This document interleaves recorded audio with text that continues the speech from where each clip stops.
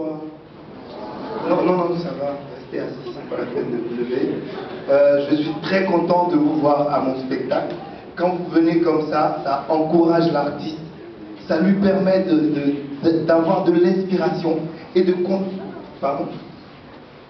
Vous n'êtes pas venu me voir? Si, bien sûr. Vous êtes venu voir qui? Wallace. On est où? C'est quelle salle? Ah, oulala. Excusez-moi. Oh, je suis bête, quoi. J'ai oublié. C'est-à-dire, mon spectacle, c'est pas aujourd'hui. En plus, c'est pas ici. C'est à l'Institut Bambara de Bankono. Et donc, comme ici, c'est l'Institut français, on va faire la part belle à Wallace. Mais franchement, moi, je kiffe Wallace. C'est mon idole. Alors, je tiens à vous avertir en même temps. Ce n'est pas parce que vous avez payé votre place qu'il est obligé de vous faire rigoler.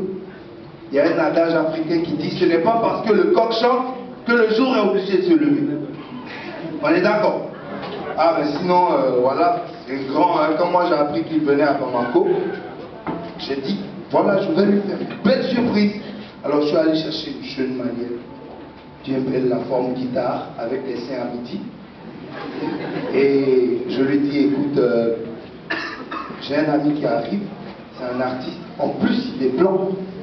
Donc si tu sais bien te comporter, ben tu vas pécho. Alors la fille, du coup, elle a changé ses habitudes. Tu vois, désormais, elle ne mange pas couille avec modération, parce qu'elle attend un blanc.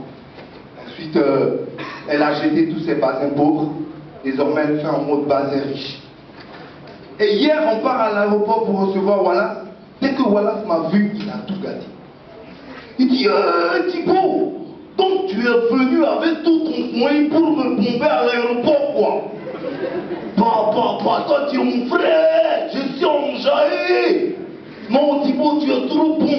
Tu sais comment je suis à Bamako là, je me crois papi même, je suis chez moi. La fille qui me touche l'épaule, elle dit, Thibaut, tu m'avais dit que c'était un blanc. Je dis, ouais, c'est un blanc, tu ne vois pas? Il dit, ça c'est quel blanc? Hein? Est-ce qu'il a ses papiers même? Tu voulais un vrai blanc qui m'envoie? J'ai dit, non, écoute, c'est simple, c'est juste l'appellation qui change. Sinon, c'est un peu comme les maracas au Mali. Tant qu'ils sont au village, on les appelle maracas. Quand ils viennent à Bamako, pour faire leur papier, on les appelle saracolés. Et une fois qu'ils mettent les pieds en France, ben, ils deviennent soniqués.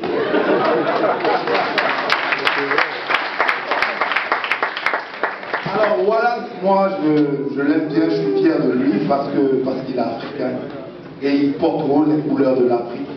Et c'est pour ça, on est tous fiers, on a tous une bonne raison d'être fiers d'être africains, n'est-ce pas, Excellence?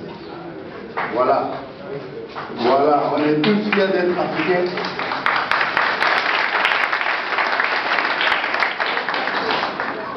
Malheureusement, on n'a pas le choix, on est obligé d'être fiers. Alors moi, ça me plaît parce que l'Afrique c'est une diversité, il y a plusieurs couleurs, il y a plusieurs nationalités, et parfois on se comprend à peine. Hein. Vous savez, il y a des Guinéens, il y a des Béninois, il y a des Congolais. Est-ce qu'il y a des Congolais dans la salle? Oui. À l'applaudimètre, des Congolais motés. Voilà, merci les Congolais. Vous savez, les Congolais c'est un accent particulier parce que c'est le seul peuple qui est capable de te faire une phrase correcte en français. Mais tu ne comprends rien. Il y a un artiste congolais qui s'appelle Werason, je ne sais pas si vous le connaissez. C'est un artiste qui n'a rien à dire là, il chante lundi au mardi, au mercredi, au jeudi, au vendredi. Attends, tu n'as rien à dire, tu te tais. Nous on connaît les jours de la semaine, ou bien tu vas en maternelle, tu crées une comptine et puis voilà, c'est bon. Le mec, on lui a demandé, alors Werason, la dépouille mortelle de Étienne Tshisekedi est rentrée au Congo. Quelles sont vos impressions?